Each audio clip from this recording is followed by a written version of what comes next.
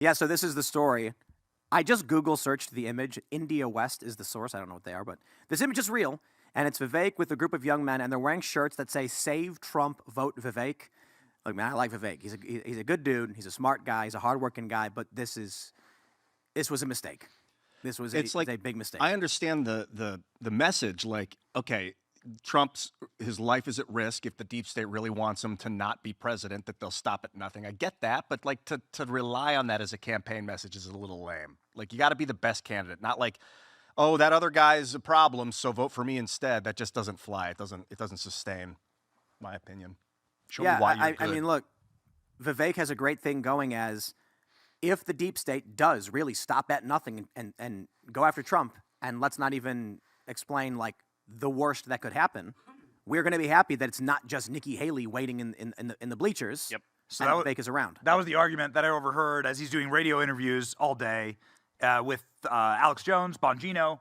He was like, the argument, I couldn't hear Alex Jones or Bongino, but you could tell they were like, Trump's going after you. Why would you run with this stupid shirt? And his argument was, Alex Jones, you just did 20 minutes. We just did 20 minutes together on how they're going to assassinate Trump. Oh, geez. So then what happens next? And Bongino, you just did a whole interview where you and Tucker talk about assassination of Trump for 30 straight minutes. Yep. So what do you think's going to happen next? Game theory that out for me. So I think that's, I don't think that's smart. I don't think that T-shirt's smart.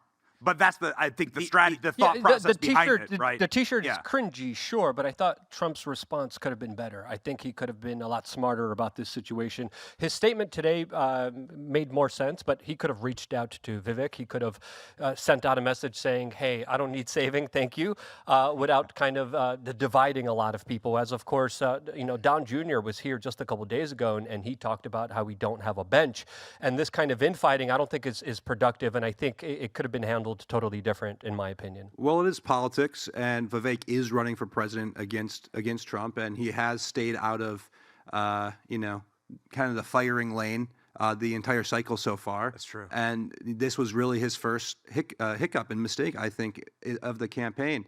And, President Trump is a fighter by nature, and he typically doesn't hold back saying things that are on his mind, and that was probably the first thing that came to his mind yesterday. And so he put it out, and look, I think a lot of us do like Vivek. A lot of us do think he has a future in the movement and a future in the party. I don't think it's this year, but I do think he's a young guy, and when we're looking at our bench down the future, I think Ron DeSantis stepped on a landmine this cycle and has no future after this. I think a lot of people totally saw agree. his response, and I think some people took offense to it because they kind of saw it as punching down, and they saw it as infighting. And to me, that's how just some people reacted to it. But again, it's a crazy situation, and a lot of people want it handled differently. I think the only smart move here, quite frankly, is for Trump to release a Save Vivek shirt.